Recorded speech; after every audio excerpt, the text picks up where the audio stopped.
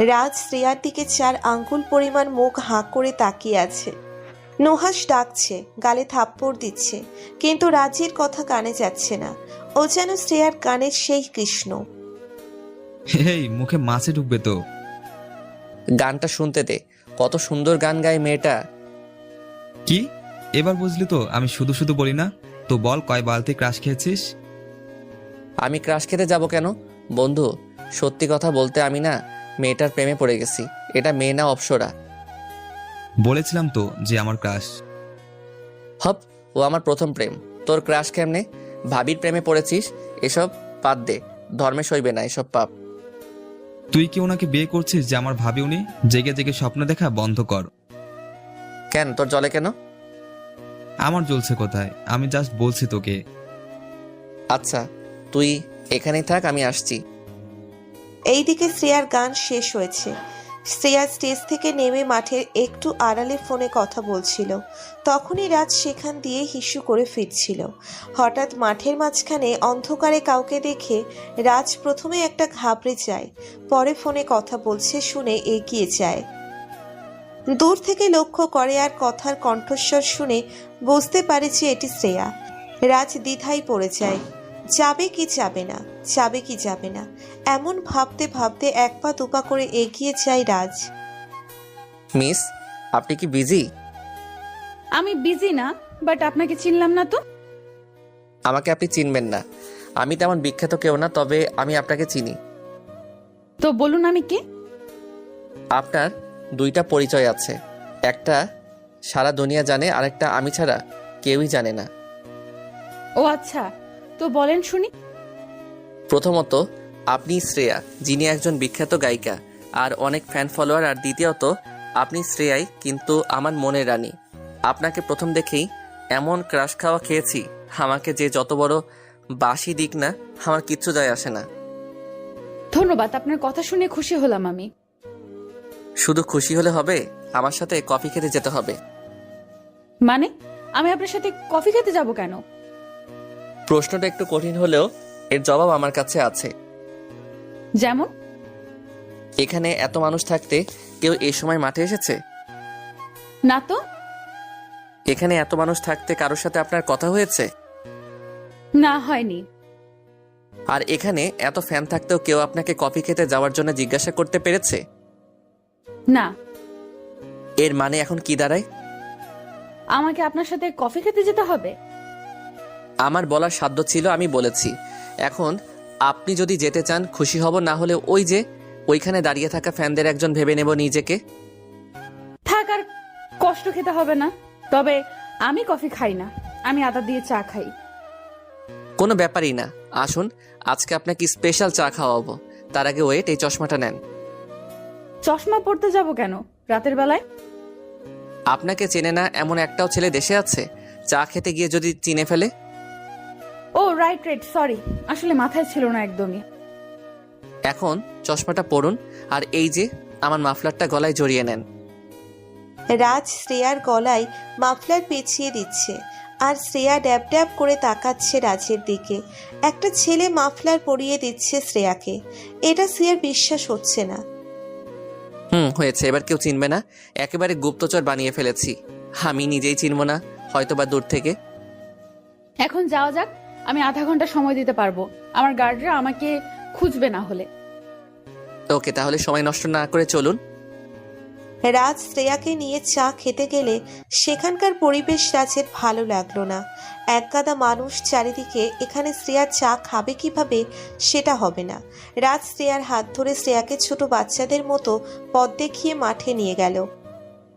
পাশে থাকা দোকান থেকে 2টা টুল আর সাইড থেকে গাছ ভেঙে ভেঙে আগুন জ্বালিয়ে দিল। দোকানদার মামার কাছ থেকে ভালো করে 2টা স্পেশাল চা বানিয়ে এনে শ্রেয়ার হাতে কাপ ধরিয়ে দিল রাজ। কি কেমন লাগছে? ঠিক আছে, এরকম ভাবে কখনো চা খাওয়া হয়নি। তাহলে আমাকে মনে থাকবে? অবশ্যই মনে থাকবে, আপনার নামটাই জানা হলো না এতক্ষণে। নামে কি আসে যায়? যদি ভবিষ্যতে দেখা হয় কখনো বা আমাদের তাকদিরে থাকে, তাহলে নাম কেন, অনেক কিছু জানবেন। আপনি কেমন যেন কবি কবি স্টাইলে কথা বলেন। কবি তো আপনার জন্য কবিতা লিখতে চাই, বাট আপনি বোঝেন না। কিছু বললেন? না, তেমন কিছু না। এই শুনুন, আমাকে না এখন যেতে হবে, আমি যাই কেমন? যাই বলতে নেই, বলুন আসি। আপনার সাথে পরিচিত হয়ে ভালো লাগলো, খুবই ভালো আপনি। আপনিও খুব মিষ্টি। আচ্ছা আসি তাহলে, কেমন? ওকে, দেখা হবে আবার। শ্রেয়া চলে যেতেই রাজ সেখানেই বসে রইল। স্টেজে উঠেই শ্রেয়া আবার গান ধরল, মিলন হবে কতদিনে আমার মনের মানুষেরও শনে। এই শালা, তুই এখানে বসে আছিস কেন? আমি পুরো মাঠে খুঁজে এলাম, বাট তুই নাই। এমনি একটু ব্যস্ত ছিলাম। এবার বলো, কেন খুঁজছিলি? শ্রেয়ার গান শুরু হয়েছে, শুনবি না? শুনছি তো এখন থেকে। তুই না এতক্ষণ টিকিট করলি? আমার টিকিটের দাম উঠে গেছে। কিভাবে উঠলো? তোকে বলবো বলবো ভাবতেছি, বাট তুই বিশ্বাস করবি না বললে। কি এমন কথা যে আমার বিশ্বাসই হবে না? শ্রেয়ার সাথে বসে এতক্ষণ গল্প করলাম, আর এই যে কাপ চাও খেয়েছি। হোয়াট? কখন? কিভাবে? আমাকে বললি না কেন? ওই, তুই শ্রেয়ার সাথে ওইখানে চা খেয়েছিস? হ্যাঁ, তো এখানে অবাক হওয়ার কি আছে? হ্যাঁ, আমি বিশ্বাস করি না। সেটা একান্তই তোর ব্যাপার। আর শোন, কাপগুলো এই মামার দোকানে দিয়ে আয়, আমি একটু হিসু দিয়ে আসি। নুহাস কাপগুলো হাতে নিয়ে ভাবছে যে আসলেই রাজ সত্যি কথা বলছে কিনা। তখনই দূর থেকে আসা লাউটের আলোয় নুহাস কাচের কাপে একটা মেয়ের লিপস্টিকের দাগ দেখতে পেল। মেয়েটা যে এখান দিয়েই চা খেয়েছে সেটা বোঝা যাচ্ছে। রাজ হিস্যু দিয়ে ফিরতেই নুহাস রাজকে প্রশ্ন করে, কিরে রাজ, তুই কি সত্যি শ্রেয়ার সাথে চা খেয়েছিস এখানে? সত্যি বলতেছি, বাট তোর কথা শুনে মনে হইতেছে যে সেলফি তুলে রাখা উচিত ছিল। আমাকে ফোন দিয়ে ডাকতে পারতি তো, আমিও কথা বলতাম ওনার সাথে। আরে ভাই, আমি তখন ওই রকম মুডে ছিলাম যে তোকে ডাক দিতাম। এখন বাদ দে, ভবিষ্যতে আবার কত সুযোগ আসবে। রাজ আর নুহাস কনসার্ট উপভোগ করে সেখান থেকে চলে গেল। এইভাবে কিছুদিন কেটে গেল। আজকে রাজ একটা কনসার্টে গান গাইতে যাবে। আসলে রাজ নিজেও একজন সিঙ্গার, কিন্তু রাজ গানে তেমন মনোযোগ না, গুরুত্ব দেয় না। যখন মনে চায় গায়, আবার যখন মনে চায় না, আবার যখন মনে চায় বাদ দেয়। এই জন্যই ভালো কিছু করতে পারে না। কনসার্ট শেষ করে রাজ ওর চাচাতো বোন তুলির সাথে বাড়িতে ফিরছিল। তখনই গাড়ির সামনে কেউ হাত দেখায়। রাজ গাড়ি চালাচ্ছিল। গাড়ি ব্রেক করে জানালা খুলতেই মেয়েটি জানালার সামনে চলে আসে। কালো ওড়না দিয়ে মুখ ঢাকা, আর অন্ধকারে ভালোভাবে বোঝা যাচ্ছিল না। তাই রাজ গাড়ির লাইট চালালো। আমাকে একটু লিফট দেওয়া যাবে? হ্যাঁ, তবে আপনার কণ্ঠটা চেনা চেনা লাগছে। আমরা কি আগেও কথা বলেছি? এই আপনি আপনি আরে নামটাই তো বলেননি ওই দিন। আমি ইউটিউবে ভিডিওতে আপনার গান শুনেছিলাম, কি যেন নামটা? রাজ। হ্যাঁ, আপনি রাজ। দেখলেন, বললাম না যে নাম একাই জেনে যাবেন যদি আমাদের মাঝখানে ভাগ্য থাকে। তবে এখন এখানে কি করছেন?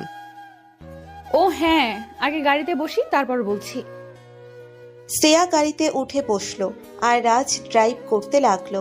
রাজের চাচাতো বোন তুলি ফোনে গেম খেলছে। ক্লাস 8-এর মেয়ে আর কি করবে? তো বললেন না এত রাতে এইভাবে বাইরে কি করছিলেন, তাও মুখ ঢেকে? আপনার কাছে আর লুকাবো না, আসলে আমার ফ্যামিলি টাকার লোভী। আমি এত দূর এসেছি নিজের চেষ্টা আর সৃষ্টিকর্তার ইচ্ছাতে, কিন্তু ওনারা এক টাকাওয়ালা ছেলের সাথে জোর করে আমাকে বিয়ে দিতে চাচ্ছে।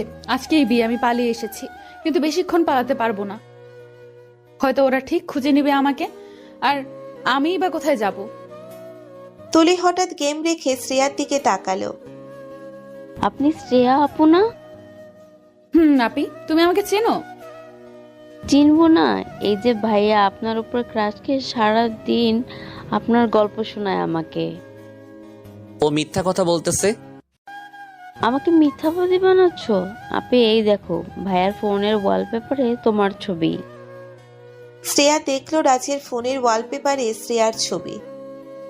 এগুলো কি? আসলে I love you, but it's okay, তোমাকে হ্যাঁ বলতে হবে না। তুমি এমনিতেই বিপদে আছো আর প্যারা দিতে চাই না তোমাকে। ভাইয়া কিসের বিপদ? তুমি আপিকে বিয়ে করে ফেলো, প্রবলেম সলভ। এই পিচ্ছি, চুপ থাক। বিয়ে কি মুখের কথা নাকি? তুই বললি আর হয়ে গেল? কথাটা খারাপ বলনি আপি, বাট তোমার ভাইয়া আমাকে বিয়ে করবে না মনে হয়।